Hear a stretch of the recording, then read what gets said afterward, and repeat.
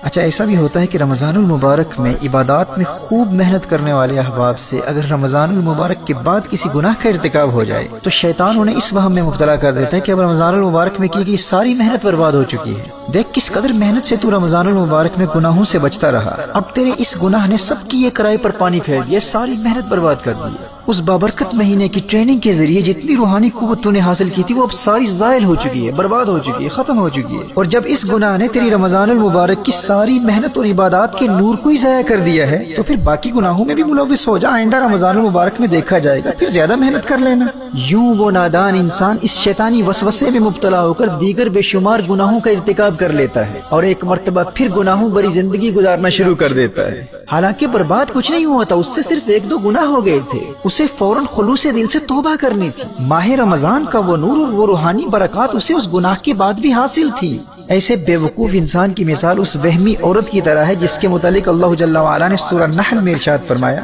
وَلَا تَكُونُ كَالَّتِي نَقَضَتْ غَزْلَهَا مِن بَعْدِ قُوَّةٍ أَنْكَاثًا، اس عورت کی طرح نہ ہو جس نے اپنا سوت مضبوطی کے ساتھ کاٹنے کے بعد ریزہ ریزہ کر کے توڑ دیا۔ یہ مکہ مکرمہ کی ایک وہمی عورت تھی جو انتہائی محنت کے ساتھ دوپہر تک سوت کاتا کرتی تھی اور دوپہر کے وقت اس کاتے ہوئے سوت کو خود توڑ کر ریزہ ریزہ کر دیتی تھی۔ یہ اس کا وہم تھا، بس وہم میں مبتلا ہو کر اپنی ساری محنت خود اپنے ہاتھوں سے ضائع کر دیتی۔ میرے دوستو، اس وہم اور وسوسے میں مبتلا وہی ہوتا ہے جو ماہ رمضان کے بعد کی زندگی کا مقابلہ ماہ رمضان کی زندگی کے ساتھ کرتا ہے۔ وہ یہ سمجھتا ہے کہ غیر رمضان کی زندگی بھی عبادات، تقوی اور پرہیزگاری کے اعتبار سے رمضان المبارک کی طرح ہوگی، جبکہ اسے جاننا چاہیے کہ غیر رمضان میں شیطان آزاد ہو چکا ہے۔ اب وہ ماہ رمضان والا نزول ملائکہ کا سلسلہ ختم ہو چکا ہے، اب وہ رمضان المبارک کی بہاریں نہیں رہی، اب وہ ماہ رمضان کی برکتیں کہاں۔ اب غیر رمضان میں اس کی نیکیوں کا لیول اور گناہوں سے بچنے کا لیول رمضان کے مقابلے میں کم ہوگا۔ غیر رمضان میں نیچرلی تقوی اور پرہیزگاری میں تو کمی واقع ہوتی ہی ہے۔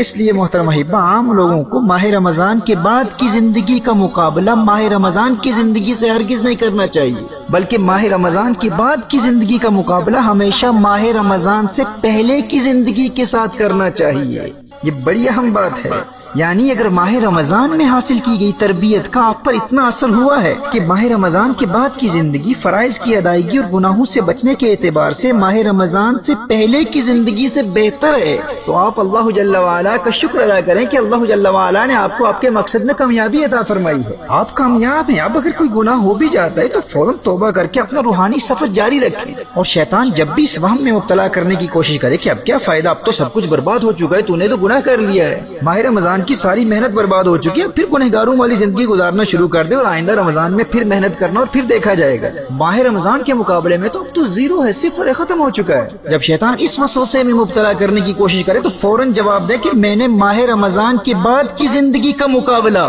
ماہ رمضان کی زندگی کے ساتھ نہیں، ماہ رمضان کی زندگی سے پہلے کی زندگی کے ساتھ کرنا ہے، اور ابھی سے آئندہ ماہ رمضان کی تیاری بھی شروع ہو چکی ہے، اور میری یہ کوشش ہوگی کہ میرا آنے والا ماہ رمضان اس گزرے ہوئے پچھلے ماہ رمضان سے بہتر ہو، اور رمضان کے بعد والے 11 مہینے رمضان سے پہلے والے 11 مہینوں سے عبادات اور تقوی کے اعتبار سے بہتر ہوں۔ محترم احبہ، آپ تصور کیجئے جب آپ کے ماہ رمضان کے بعد والے 11 مہینے فرائض کی ادائیگی، تلاوت قرآن، صدقات، درود و سلام اور دیگر عبادات کے اعتبار سے ماہ رمضان سے پہلے والے 11 مہینوں سے ہر سال بہتر ہوتے چلے جائیں گے، اور ہر نئے رمضان میں پہلے والے رمضان کی بنسبت آپ کی عبادات میں اضافہ ہوتا چلا جائے گا، تو آپ کے ایمان، تقوی اور پرہیزگاری میں کس قدر ترقی ہوگی اور دل میں کس قدر نور پیدا ہوگا۔ یہ پختہ ارادہ کر رہے اور اللہ جل وعلا سے دعا بھی مانگتے رہے کہ یا اللہ، میری یہ خواہش ہے کہ جب میری زندگی کا آخری ماہ رمضان آئے تو وہ میری زندگی کا سب سے بہترین ماہ رمضان ہو۔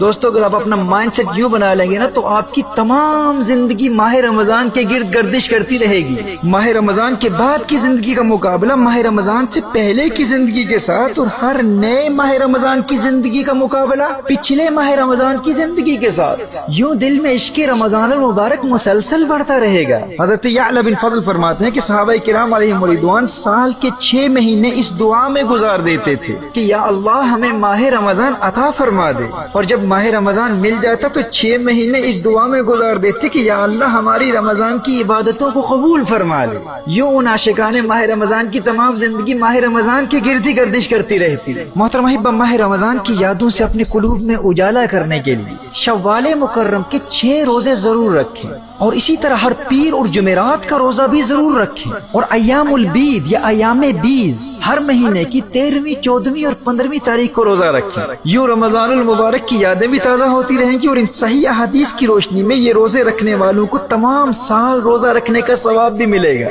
اور صحیح مسلم کی حدیث ہے فَهَذَا صِيَامُ الدَّهْرِ كُلِّهِ، جو ہر مہینے 3 روزے رکھتا ہے نا اسے پوری زندگی روزے رکھنے کا ثواب ملے گا۔ اور اسی طرح غیر رمضان میں ان 11 مہینوں میں صدقات کا سلسلہ بھی جاری رکھے، خوب دل لگا کر تلاوت قرآن کریم بھی کیجیے، درود و سلام کے گجرے بھی نچھاور کرتے رہیں، اور استغفار اور لا حول ولا قوت الا باللہ العلی العظیم کا کثرت سے ورد کرتے رہیں۔ سنن ابی داؤد کی حدیث کی روشنی میں اگر رزق میں برکت و کثرت چاہتے ہو تو استغفار پڑھتے رہو، استغفر اللہ کثرت سے پڑھتے رہو۔ جو استغفار کی کثرت کرتا ہے تو اللہ جل وعلا اسے ایسے طریقوں سے مال و دولت عطا فرماتا ہے جو اس کے وہم و گمان میں بھی نہیں ہوتے۔ اور اگر غموں سے بچنا چاہتے ہو، زندگی میں خوشیاں چاہتے ہو، اور لوگوں کی محتاجی سے بچنا چاہتے ہو، تو میرے آقا صلی اللہ علیہ وآلہ وسلم کے اس فرمان پر یقین کر لو کہ جو لا حول ولا قوت الا باللہ العلی العظیم پڑھتا رہتا ہے، اللہ جل وعلا اس کے غموں کو دور کر دیتا ہے، اور وہ دنیا میں کسی کا محتاج نہیں ہوتا۔ اللہ جل وعلا ہمیں ان 11 مہینوں میں ان تمام اعمال و اوراد پر استقامت کے ذریعے رمضان المبارک کی تیاری کرنے کی توفیق عطا فرمائے، اور ماہ رمضان کی بہار زندگی میں ایک مرتبہ پھر نصیب فرمائے۔